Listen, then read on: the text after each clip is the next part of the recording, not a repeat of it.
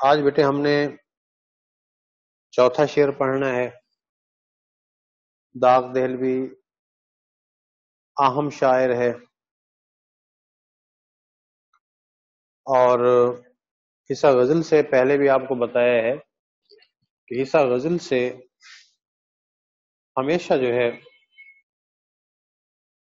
وہ 3 اشعار کی تشریح آتی ہے اور ایک ہی غزل سے 3 شعر آ جاتے ہیں۔ تینوں کی ہم نے تشریح کرنی ہوتی ہے اور غزل کے اشعار کی تشریح ہمیشہ علیحدہ علیحدہ کرتے ہیں۔ اب پہلی غزل دوسری غزل کی نسبت زیادہ اہم ہے۔ شعر اس کے آسان ہے، کوئی اس میں اس طرح کی دقت نہیں ہے۔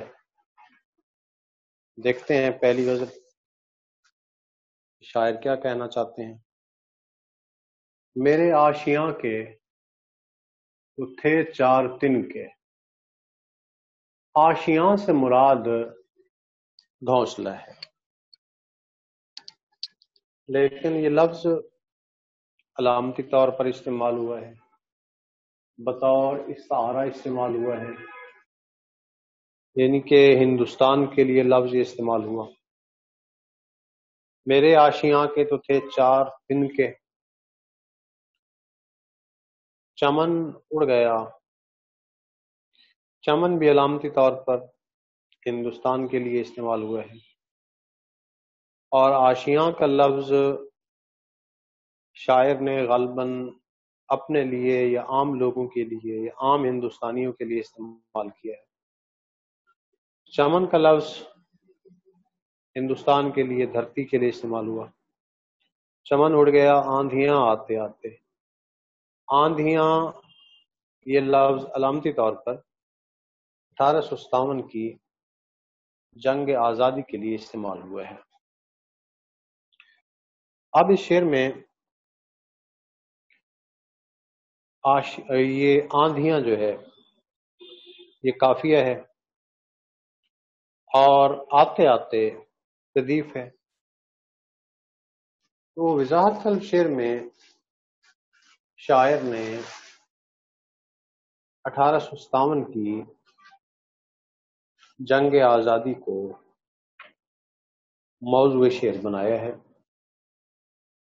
کہ 1857 کا حادثہ فاجعہ اتنا شدید تھا کہ اس سے ہر ایک متاثر ہوا، یعنی کہ میرا گھونسلہ تو شاعر کا گھونسلہ تو چند تنکوں پر مشتمل تھا، اس لیے آندھیوں کے باعث اس کا اڑ جانا معمولی بات ہے، لیکن آندھیوں کی شدت سے پورا چمن تباہ و برباد ہو گیا ہے۔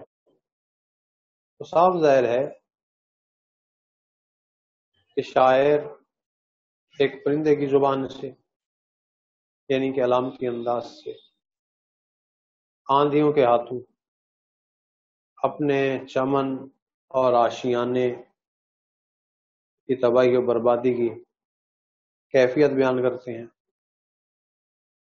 کیونکہ پرندہ جس چمن کے درخت پر اپنا مستقل ٹھکانہ بناتا ہے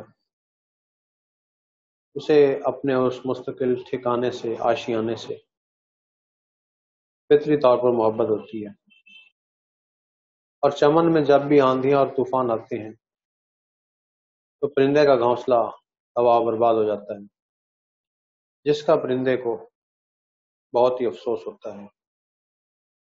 لیکن آندھیاں اور طوفان اس قدر بھی شدید آتے ہیں کہ ان کی شدت سے پورا بار ویران ہو کر رہ جاتا ہے۔ چنانچہ پرندے کا خیال تو یہی ہوتا ہے کہ اس چمن میں میرا آشیانہ چند تنکوں پر مشتمل تھا، اس لیے آندھیوں اور طوفان کی شدت کے سامنے چند تنکوں پر مشتمل میرے آشیانے کی اہمیت بہت معمولی تھی، لیکن طوفان کی شدت نے تو پورے باغ کو ویران کر کے رکھ دیا ہے۔ تو علامہ اقبال جذبہ حب الوطنی سے متاثر ہو کر اپنے وطن کے لیے چمن یا گلستان اور اپنے لیے پرندے یا بلبل کا خوب استعارہ استعمال کرتے ہیں۔ بہت ہی خوبصورت شعر ہے۔ اقبال فرماتے ہیں، میرا رونا نہیں، رونا ہے یہ سارے گلستان کا، میرا رونا رونا نہیں، میرا رونا نہیں، رونا ہے یہ سارے گلستان کا، وہ گل ہوں میں خزاں ہر گل کی ہے گویا خزاں میری، وہ گل ہوں میں خزاں ہر گل کی ہے گویا خزاں میری۔ اب اگر ہم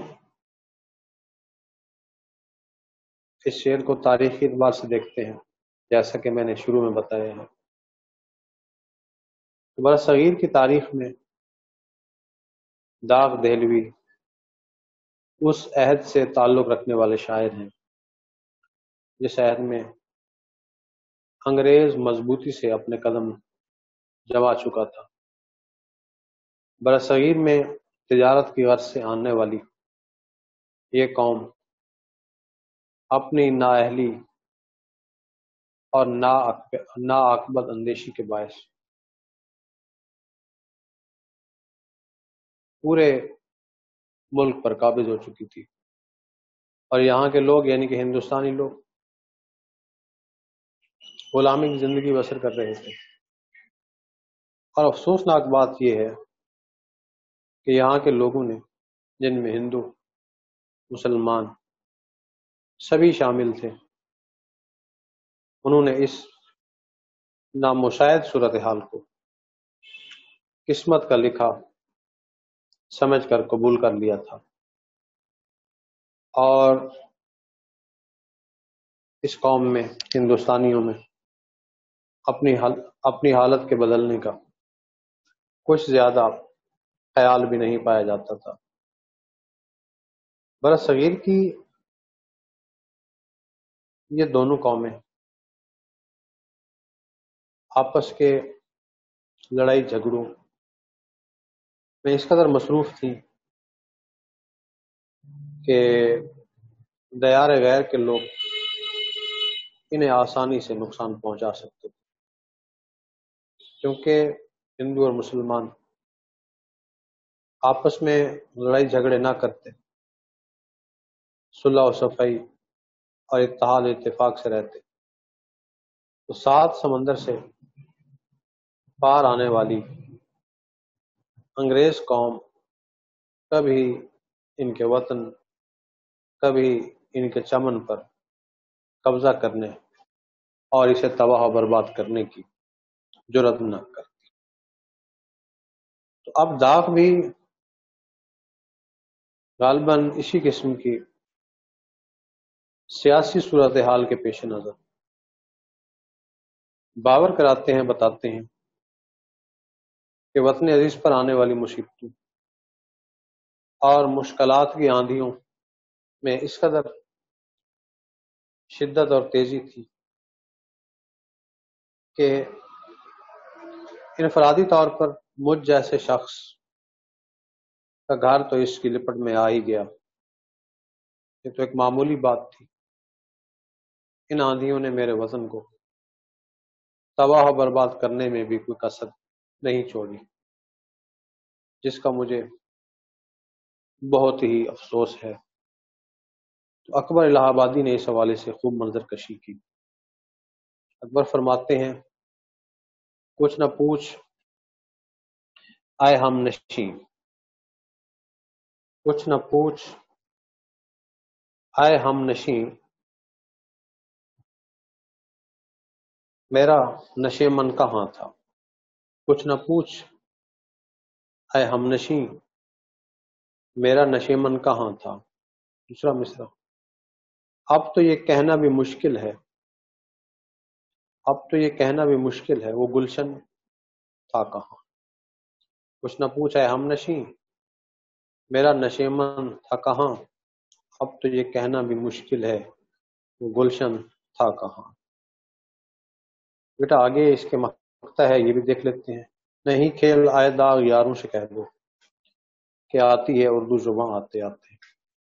زباں اس میں کافیہ ہے، آتے آتے ردیف ہے، یعنی کہ اردو زبان سیکھنا اور پھر لکھنا پڑھنا اور بولنا، اس کا صحیح استعمال آسان کام نہیں ہے. ایسا کرنا یا اردو سیکھنے لکھنے پڑھنے بولنے کے صحیح استعمال میں آہستہ آہستہ ہی مہارت پیدا ہوتی ہے. تو وضاحت طلب شعر میں شاعر نے اردو زبان پر گرفت اور مہارت مہارت حاصل کرنے کے حوالے سے بات کی ہے کہ اردو زبان لکھنے پڑھنے سیکھنے اور سمجھنے میں محدود عرصہ درکار نہیں ہے، بلکہ اس زبان کا صحیح استعمال آہستہ آہستہ ہی آتا ہے. اس کے علاوہ اس شعر میں ہلکا سا اشارہ ان اعتراضات کی طرف بھی ہو سکتا ہے جو داغ اور انہی کے دور کے ایک مشہور شاعر امیر مینائی کے ایک دوسرے کی زبان و بیان کے درست یا غلط استعمال پر ہوتا رہا، یا یہ دونوں شاعر جو ہیں ایک دوسرے پر اعتراضات کرتے رہے. بہرحال اردو زبان کی تاریخ پر نظر ڈالی جائے یہ محسوس ہوتا ہے کہ یہ کوئی زیادہ قدیم زبان نہیں ہے. ایک عرصے تک برصغیر کے مسلمانوں کی علمی مذہبی زبانیں عربی اور فارسی رہی. یہاں کے زیادہ تر مسلمان حکمران کیونکہ فارسی زبان بولتے تھے، سرکاری اور درباری زبان بھی فارسی ہی تھی، جبکہ یہاں کے عام لوگوں کی بول چال کی زبان قدیم ہندی تھی. مسلمان اور مقامی لوگوں کے میل جول نے جس نئی زبان کو جنم دیا اسے اردو کا نام دیا گیا.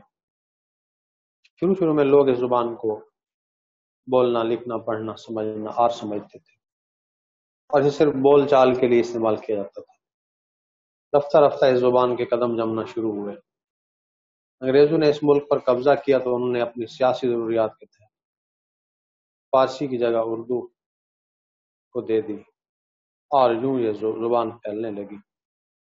اب داغ کا نقطہ نظر بھی یہ ہے کہ اردو ایک زندہ اور جدید زبان ہے. اس کے لکھنے پڑھنے اور بولنے کے کچھ اصول ہیں، قواعد ہیں، ضوابط ہیں جن کی پابندی سے اس زبان کو لکھنا پڑھنا اور بولنا ممکن ہو سکتا ہے. لہذا ان قواعد و ضوابط کا صحیح استعمال آسانی سے اور جلدی سے نہیں بلکہ محنت سے اور آہستہ آہستہ ہی آئے گا. داغ ہی کا شعر ہے، اردو ہے جس کا نام ہم ہی جانتے ہیں داغ، اردو ہے جس کا نام ہم ہی جانتے ہیں داغ، ہندوستان میں دھوم ہماری زباں کی ہے، ہندوستان میں دھوم ہماری زباں کی ہے.